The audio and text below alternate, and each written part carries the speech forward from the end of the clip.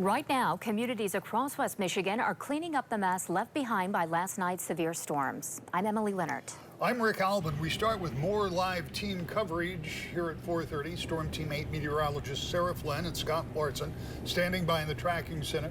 Meteorologist Blake Harms and News 8's Brian Sterling and Taylor Morris, all on the ground in Kalamazoo County, one of the hardest hit areas. First, let's send it out to Taylor. She's live in Portage, where officials just gave an update on the tornado that tore through there. Taylor?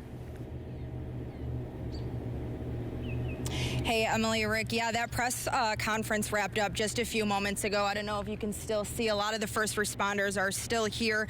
The Red Cross was here. The mayor was here. The Department of Public Safety in Portage was here. And Consumers Energy was here as well. And the biggest takeaway, I would say, was just the positive response to last night's storm. Across the board, the police, the community members, the fire departments who also came from other counties, Van Buren County, Battle Creek counties. According to the mayor, they are still assessing the damages today. No fatalities, as a reminder, and there were 8 people who went to the hospital with minor injuries. Over 100 families have been displaced, and as a reminder, the mayor says people can call 211 to seek immediate housing. They are asking people, though, who live in the area and have damage to separate building materials to help with the cleanup process. They have also received a lot of questions about people who want to volunteer. If you want to help, you can visit the Portage Department of Public Safety Facebook page where they will be posting an update on that.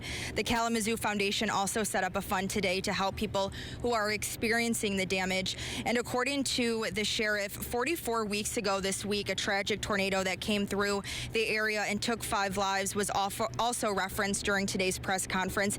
He says that last night's tornado was actually a lot worse and there were no fatalities. So they were very, very proud of that. Overall, a very positive response. They also want to remind people that thousands of trees are down. The Portage and Township Pavilion, several people who still need places to stay, and Consumers Energy has been on scene all day as well. 44 years ago, we had a much more tragic event come through and caused 5 lives to go. Last night, because our community is working hard together all the time, and because they were paying attention last night and hearing the alerts, lives were saved. Now, during today's press conference, like I said, Consumers Energy was also here, and a spokesperson for them says 160 line crews and 70 gas crews are currently on scene working around the clock to restore the power for people who are experiencing damage. They said their goal is to have most people on by tonight at midnight, and if not, tomorrow. Those worst hit areas will be on by tomorrow.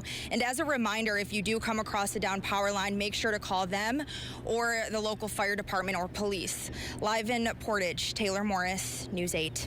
All right, thank you, Taylor. For goodness sake, stay away from those power lines if you do see one, and call somebody that can do something with it.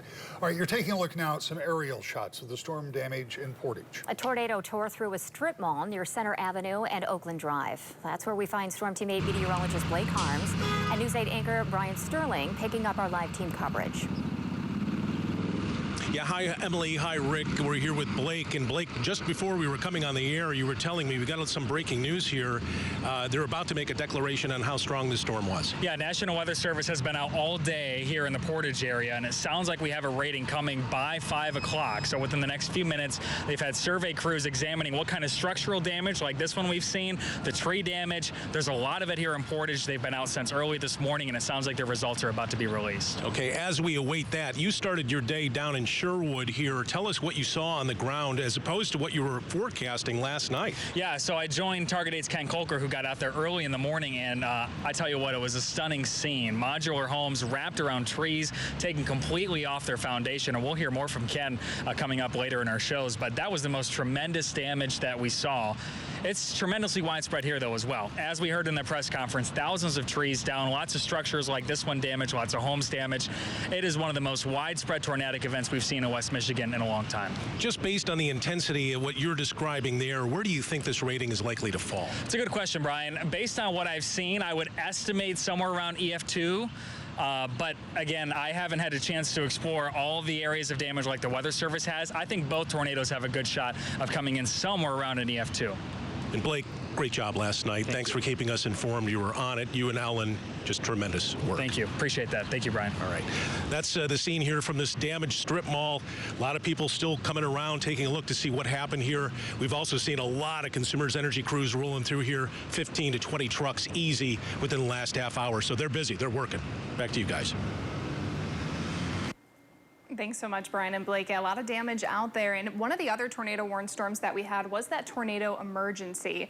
A lot of questions coming in about this cell. So we'll focus in again a little bit south of where they just were in Portage, the Sherwood and Union City area in that tornado emergency. You'll watch this cell track through. It has that typical hook look where we oftentimes see supercell tornadoes touch down and be reported. That did verify as far as our wind tracker or velocity. That's when we start to see those reds and greens mixing together.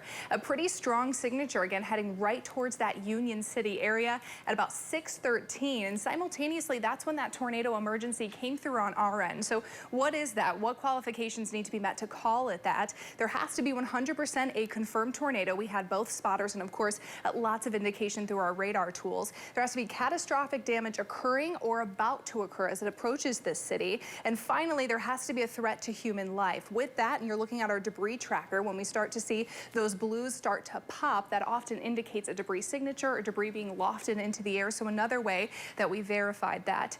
Meteorologist Matt Kirkwood actually took a look back this morning at tornado emergencies in the past. We've seen just about 199 since the year 1999. We had 6 issued last year, and this, of course, is the first one that we've ever had in Michigan, just showing the intensity of that event. Luckily, some calmer weather as we move towards the weekend. Meteorologist Scott Larson will have your full forecast here coming up in just a few minutes.